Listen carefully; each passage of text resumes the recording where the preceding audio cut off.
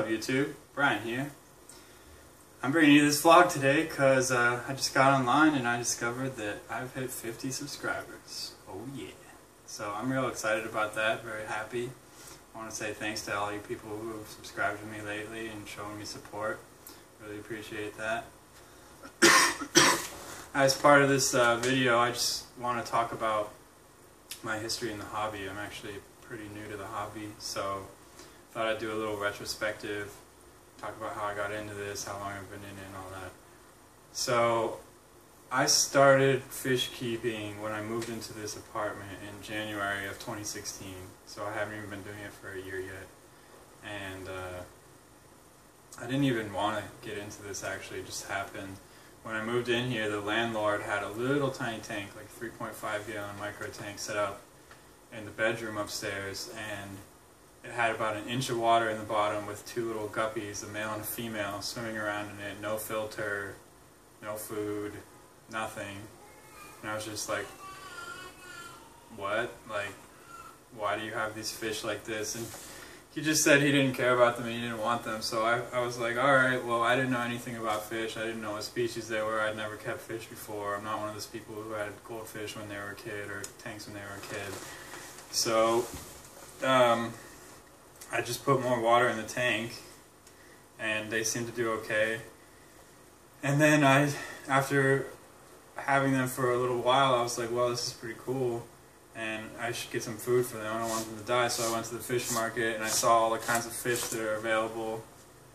And then I brought home food and started feeding them and stuff, and they did pretty well. And I was like, well, I want to get more fish for them and I want to get them a bigger house because it just seems kind of sad to have two fish in a little tiny tank like that. I didn't know anything about fish at all. Even after doing this, I hadn't bothered to research it because so far everything was going great.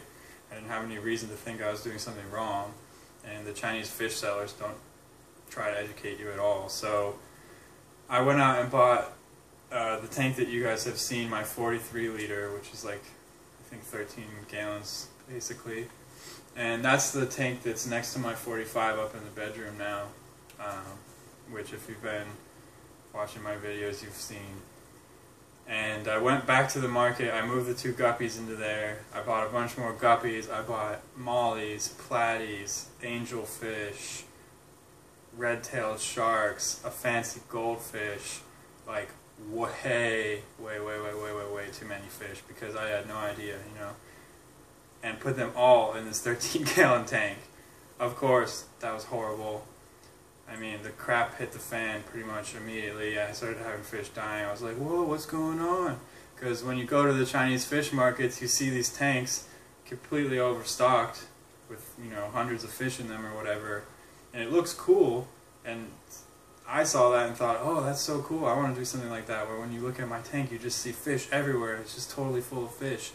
And since I didn't know anything about fish, I thought it would be fine, because that's how they do it. I didn't realize that they have giant sumps and constant water change going just to keep those fish alive, and that those fish are miserable like that, you know. So I ended up with this completely overstocked tank, started having fish dying on me. I was doing multiple massive water changes every day, because as soon as they started dying, I like went on the internet and I was like, oh man, and started learning how much I didn't know, and then I just started voraciously learning about fish, but it was like too late. I already had all these fish. So that's when I like decided I wanted to really go for it, and I got the 175 liter, which is like the 46 gallon that you see in my bedroom. It's the planted tank now, and I moved a bunch of the fish into there. I still ended up losing a ton of fish, but I saved as many of them as I could. And then for a while, a couple months, I just had those two tanks. And I, you know, kept, like I said, kept the fish alive as well as I could, because I still had too many, even for two tanks. And a lot of them kept getting bigger, obviously.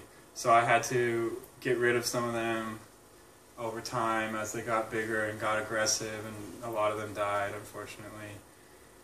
But at some point when I had learned enough, I realized I still didn't have enough space, even with the two tanks, and that I wanted to like do it right and keep fish properly. So that's when I started looking for another tank, and I found the 65 gallon used for like 15 bucks, and I was like, psh, done.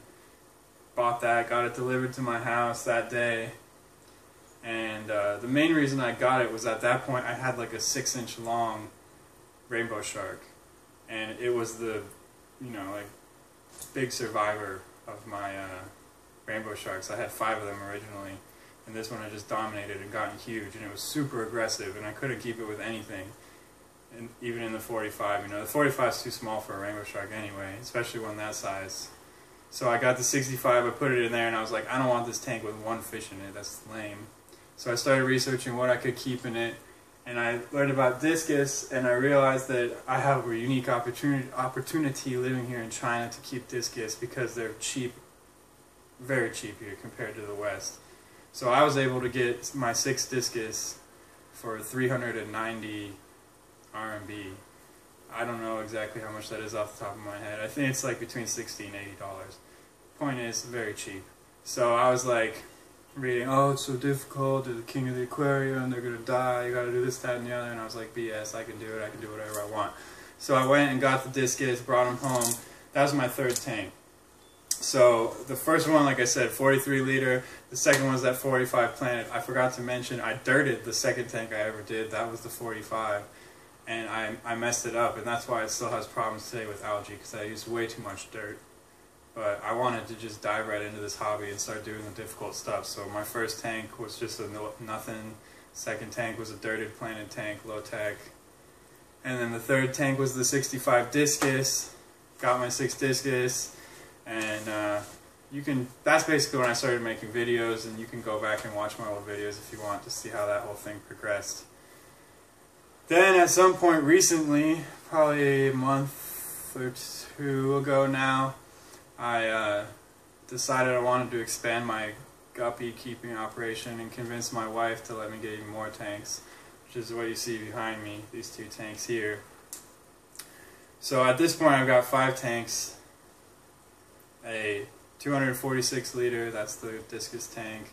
175 liter, that's the 46 gallon or whatever, the Planet tank. 43 liter, that's the little 13 gallon that has snails in it right now.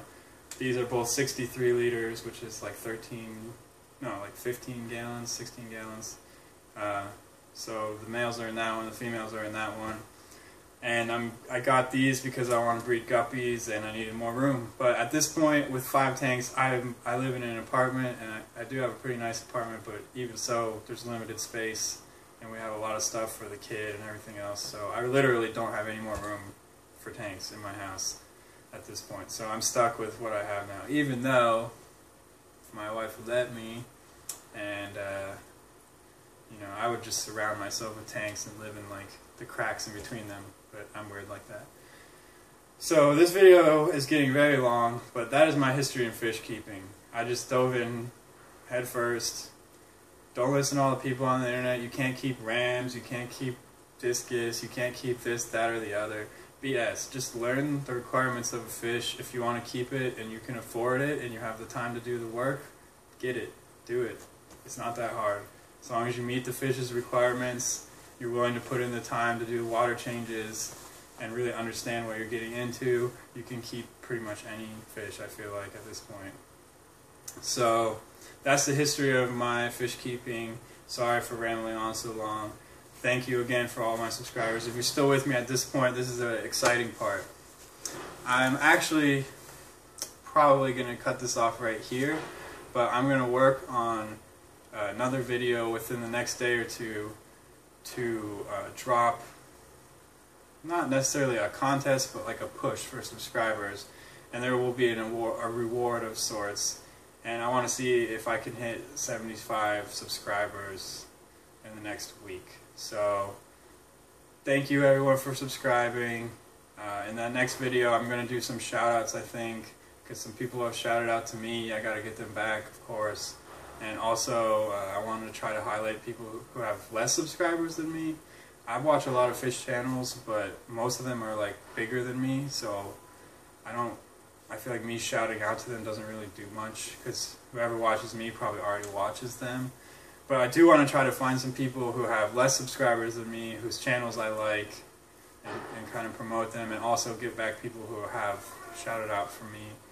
So keep your eyes peeled for that. That's going to drop pretty soon here. Thanks for watching, YouTube.